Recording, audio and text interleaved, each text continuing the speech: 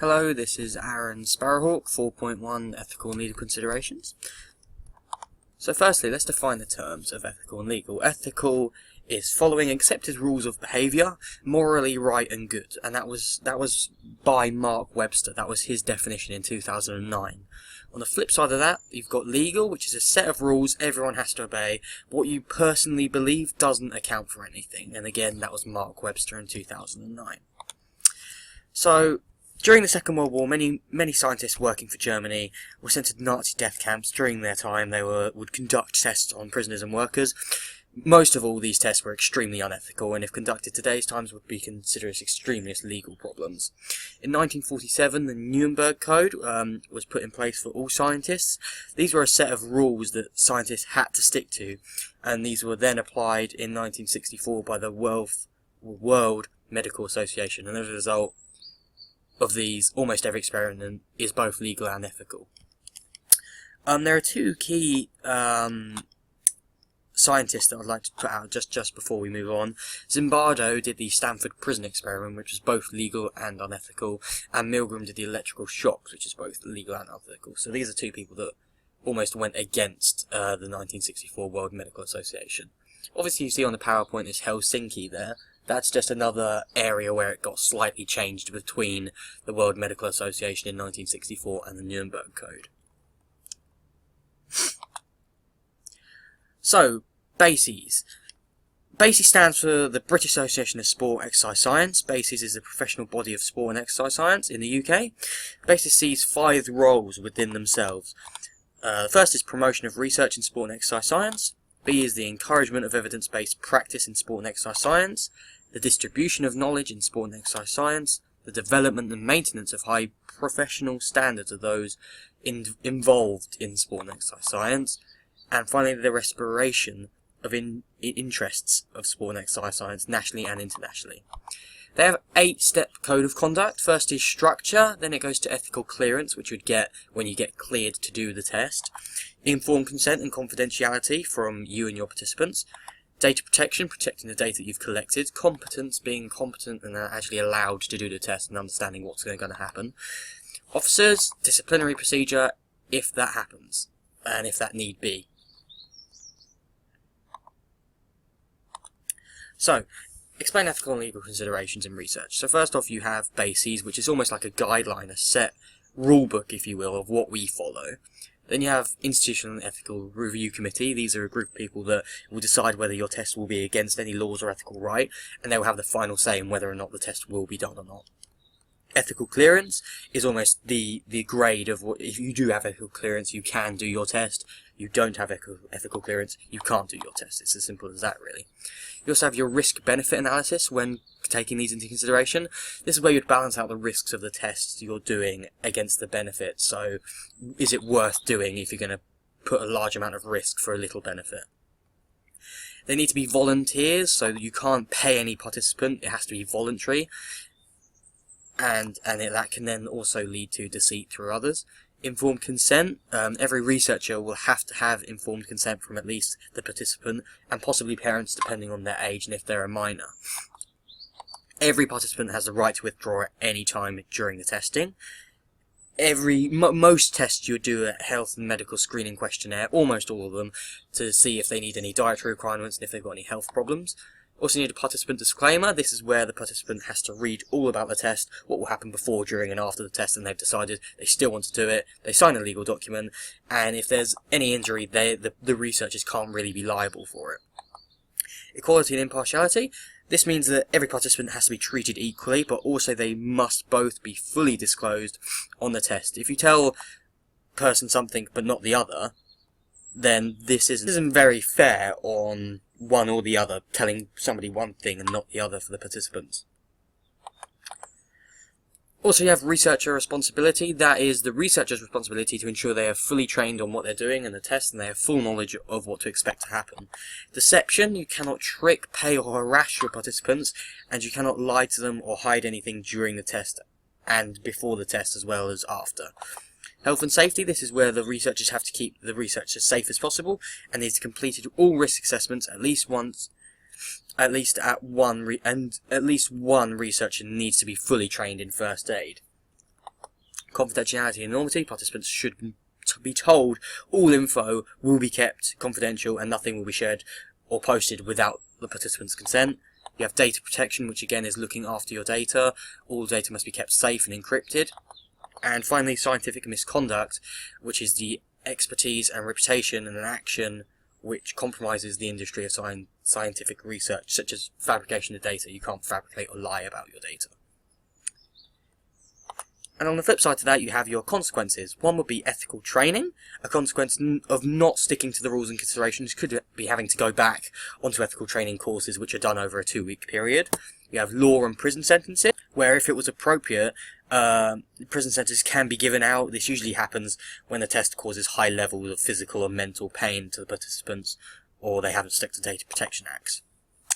Reprimand or suspension. Sometimes you can lose your job you're currently on, and that can also lead to future jobs being lost due to reputation being damaged. Physical harm. This is when when the researcher is causing the participant physical harm. That's a consequence of what you're doing. And that can also link to emotional harm as well. You are causing the emotional harm to your participants. Fines. Money can be taken away and seized by authorities if they feel it's necessary and has to be done. Professional and research credibility. Again, it damages your reputation when you're doing something illegal and unethical. And that can lose future jobs. And also, bases can take away your accreditation of bases. They can take that away if they feel you broke their code of conduct. They have the right to reserve. They have the right to take it away if they feel so. So, scenario 1.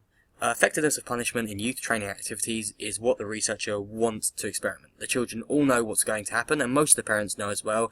Every child knows they can stop at any time, as the researchers made this very clear.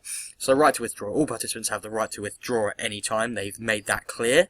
Informed consent is the problem here, because only some of the parents know what's going to happen, so therefore they can't really give consent if only some of them know what's going to happen and not others. So that's very unethical. Risk-benefit analysis. Because of the nature of the test, they will definitely have to look and do a risk-benefit analysis. Is it worth putting kids through punishment with benefit? Are there any benefits present? Is it worth doing it? And also, bases can actually...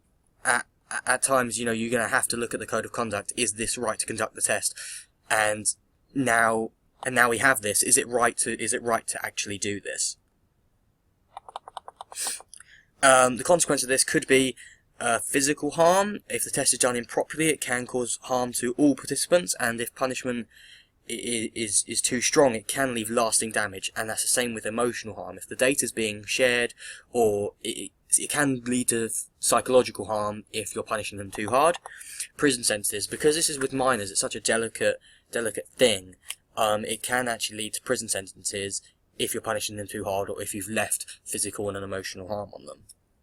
And this can happen. There's also other consequences such as fines, and you'll end up losing your job. But I think the four or three main ones here are the physical and emotional harm that you're going to be putting them through, and the prison sentences which can happen because you've done that.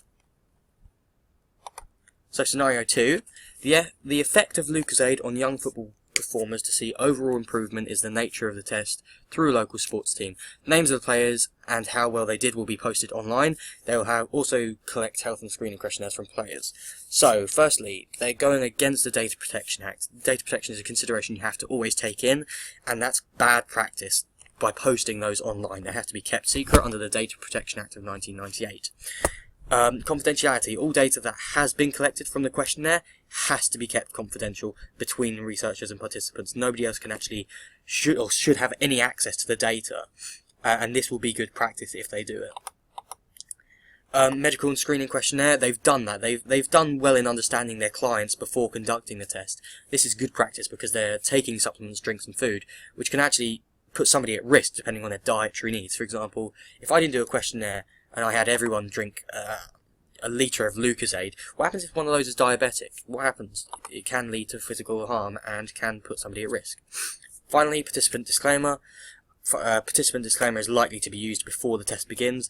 This is a safety net to allow the researchers any giveaway if they cause any harm. If they've disclosed everything and the participant still signs it, that kind of gives them a safety net around this. which is something you have to consider before actually conducting your test. So, consequences of this, they can lose their basis accreditation if the test has been done improperly and there is something of misconduct, which there actually is, because they aren't protecting their data, which can lead to basis accreditation being taken away. Fines can be put in place if you're physically or emotionally harming somebody, which I'm not sure if it will actually happen here, but the data can lead to emotional harm at times. And loss of job can happen if the test is done improperly, which it actually has been done. At some point in this test, there has been something wrong with it, which we've said is the data that they've been disclosing. So scenario 3, a group of teenagers are paid to be part of a blood sampling experiment conducted by a trainee sports scientist. So first of all, they're not volunteers. This is bad practice here, as they are being paid and aren't volunteers. This goes against good practice and considerations, is unethical. It's considered unethical. The correct way would be not to pay them, and it would be voluntary. Researchers' responsibility, it's their responsibility to be fully trained and fully qualified to do the tests that they're doing and being participated in. So for them to actually grab participants and pay them and then put them into a test that they're not trained for, they're not fully qualified for, they probably don't have a basis accreditation because they're a trainee, is very, very unethical and actually against the law as well. Ethical clearance.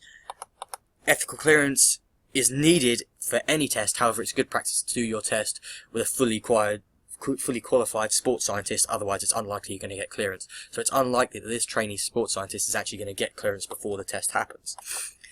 Ethical Review Committee, these are the people that we've said grant ethical clearance, and they will have the final say in if the test is going to go forward or not, and the trainee is going to have to go to the Ethical Review Committee to get ethical clearance. Also, there are also things to be taken into consideration here. Disclaimers need to be used, data protection needs to be looked after, data needs to be kept safe, risk-benefit analysis. Is it worth doing all of this complicated blood sampling and quite personal information, really, for maybe a little reward? It can lead to physical harm if the test is done improperly. Obviously, it's blood and things like that, so you're going to have to be using syringes and things like that. So it's quite personal, so it can actually lead to physical harm. Can lose your basis accreditation. If the trainee has already got a basis accreditation, she or he can lose it, depending on what she does and if what she does is ethical or legal. Fines can be put in place if an action causes the test to be illegal, which obviously she's not fully trained for, so it actually is illegal, so a fine can be put in place. Loss of job can happen if the test is done improperly and unwanted attention is brought to the company, which it could happen, potentially, because as we've said, she's paying people, which is against ethical anyway, and she's not even fully trained to do it. Finally, scenario 4. A men's basketball team have volunteered to participate in a Cooper run test. Half are told it will be for 10 minutes and half aren't. The test will be conducted in an old hall full of loose equipment. They aren't sure what results they're going to have, however they're not willing to change any data no matter what happens. So first thing I can say from this scenario is it's bad practice for health and safety. They haven't fully done a risk assessment, they haven't cleaned the floor or anything like that, and they haven't established what risks there are in the first place. And this is bad practice. Regular checks should happen, and regular risk assessment should happen. Deception. The scenario shows a strong level of deception between the researcher and participants, as the researchers haven't told all of them, they've only told half how long the test is going to be and not the other half, so that's deception and it's unethical. Misconduct. Scientific misconduct is an action would be deemed unfit for scientific, but they've said already that they aren't willing to change their data, which is very good for the researchers as it covers their backs, and they're not doing anything for scientific misconduct. Equality. Every test there should be equality between all participants. They should all be fully disclosed of the test information. They should all know what's going to happen, which they don't. This goes against the considerations. Also, you've got things here like data protection and participant disclaimer and risk-benefit analysis. So what can this lead to? It can lead to physical harm to begin with if the test is done improperly, because obviously you've got all this loose equipment, it can cause physical harm. And then that can lead to the next consequence, which is fines. People can sue. People can do things like that if checks and things like that haven't actually been done, and if they found out evidence it has been done improperly, which of course it has been done improperly because there is so much loose equipment. You can also go on ethical training courses for things like this, because even though it's not deemed the worst thing to do in tests like this, you can be put back into ethical training in order to keep credibility. And obviously loss of credibility if it leads to any sort of damage to your company or your personal self.